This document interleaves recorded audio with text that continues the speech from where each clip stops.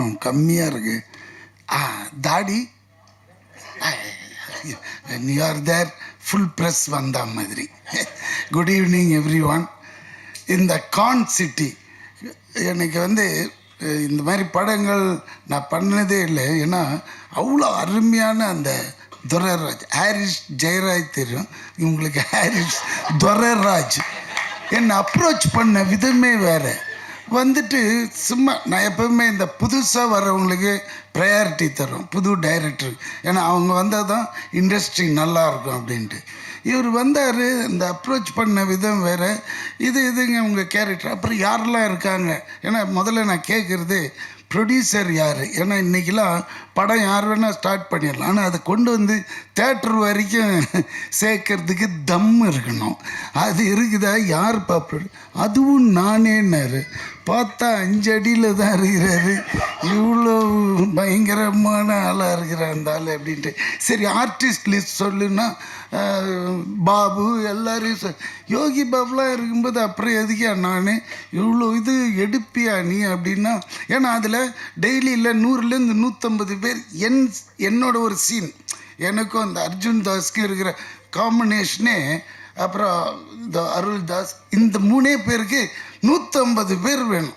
இது junior artist. இதெல்லாம் பண்ணுவானா இந்த ஆள்?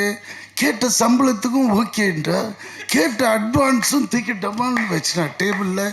கிடுகிடுன்னு ஆயிடுச்சு, எடுக்கலாமா வேணாமா, சரி எடுத்துட்டு, ஏன்னா பெரிய அட்வான்ஸாக கொடுத்தான், லபக்குன்னு எடுத்துட்டு நேராக பண்ணேன். ஏன்னா நம்மளை விட 4 மடங்கு கொடுப்பான், 10 மடங்கு கொடுப்பான் யோகி பாபுக்கு.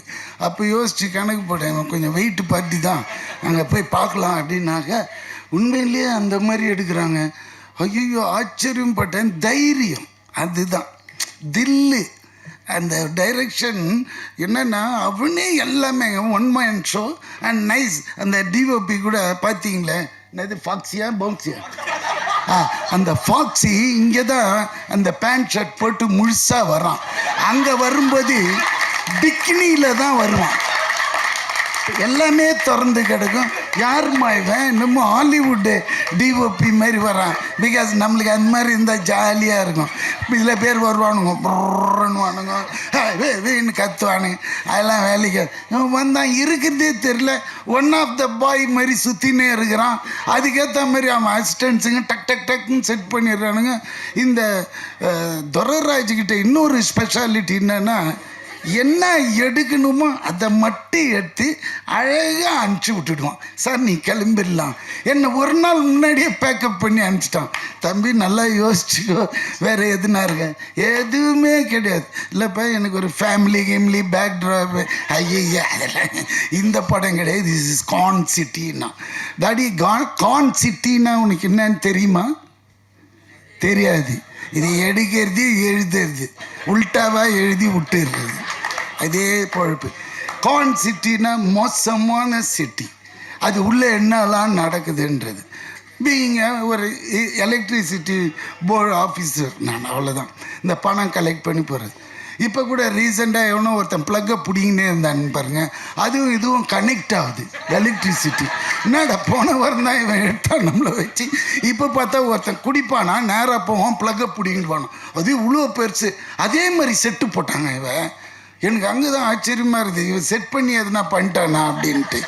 ஏன்னா அவன் பிடுங்கணும். அப்புறம் 3ஆவது நாள் பிடிச்சிட்டாங்க போலீஸ். ஏன் இது மாதிரி பண்ணின்னு இருக்கிறேன்னு கேட்டால், அவன் டாஸ்மார்க் போவானா, நேராக போவான், அந்த ப்ளக்கை பிடிங்கிடுவான். ஏன்னு கேட்டதுக்கு அடிச்சு குறிச்சிட்டாங்க. என்னன்னு சொல்லியிருக்க, நான் சொன்ன பார்ட்டிக்கு இவங்கெல்லாம் ஓட்டு போடல, இவங்க எப்படி கரண்டில் ஜாலியாக தூங்குறது? அட பாவி டேய், அது எவ்வளோ குழந்தைங்களாம் இருக்கும், வயசானவங்களாம் இருக்கும், சம்மர் வேறு, இந்த நேரத்தில் எப்படி பண்ணிக்கிறான்னு குழந்த. ஸோ இதுவும் அந்த மாதிரி ஒரு ட்ரூ இன்சிடென்ட்ஸுங்களை அழகாக கோப்பப் பண்ணி எடுத்துருக்கிற அந்த டைரக்டர். கண்டிப்பாக அதாவது சொன்ன டைமில் முடிஞ்சு திடீர்னு ஒரு ஃபோன் கால் போன வாரம், சார் படம் வந்து அடுத்த வாரம் ரிலீஸ்.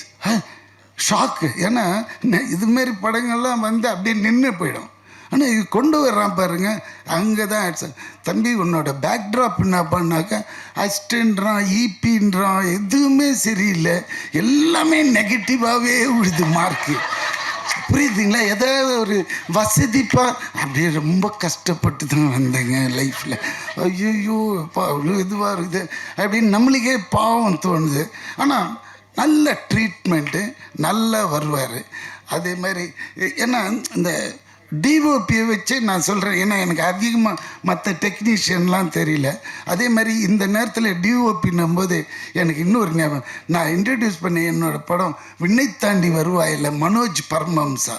அவர் இன்றைக்கி தமிழ்நாடு அரசாங்க தொலைக்காட்சி நிறுவனத்தோட தலைவராக போட்டதுக்கு நான் சிஎம்க்கு ரொம்ப ஹாப்பியாக ஃபீல் பண்ணுறேன். அவருக்கு ரொம்ப இது, ஏன்னா இந்த மாதிரி கேரக்டரை கண்டுபிடிச்சா அந்த போஸ்டிங் போடுறாரு பாருங்க, அதுதான்.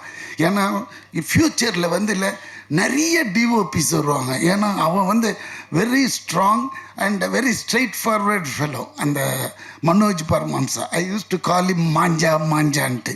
ஏன்னா மாஞ்சானா எப்படி இருக்கும், காத்தாடியில் மாஞ்சா கயிறு பார்த்துருக்கீங்கள, போட்டிங்கன்னா பறக்குன்னு கை ஏமாந்தின்னா கை நறுக்குன்னு போயிடும்.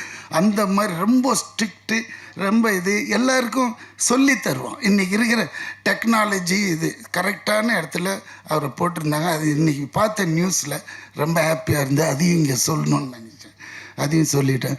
அதேமாரி இந்த சாங்ஸ் ரொம்ப நல்லா இருந்தது. அண்ட் ஃபஸ்ட் டைம் எடிட்டர் மாதிரியே தெரியல நிஜமாக. ஆண்டனி அளவுக்கு கிளாஸ் இருக்குது எடிட்டர் ஆண்டனி அளவுக்கு நிஜமாகவே. ஏன்னா இப்போல்லாம் படம் பார்க்கறதுக்கு நீங்கள் என்ன தான் பண்ணாலும் இவங்க ப்ரெஸ் கொண்டு போய் சேர்த்துருவாங்க, என்ன பண்ணணும் இது எப்படிலான்ட்டு. பட் இருந்தால் கூட கண்டென்ட்டு இருந்தால் கூட அதில் இருக்கிற ரா மெட்டீரியல் யாருன்னு பார்ப்பாங்க. அந்த காலத்திலலாம் நம்ம பார்ப்போம், ஃபாக்ஸ் வார்னர் பிரதர்ஸ்னால் கண்ணை மூடிட்டு டிக்கெட் எடுத்துகிட்டு உள்ளே போய் படம் பார்ப்போம், இங்கிலீஷ் படங்கள் ஹாலிவுட் ஃபிலிம்ஸ். ஏன்னா அவங்க சும்மா கை வைக்கணும்.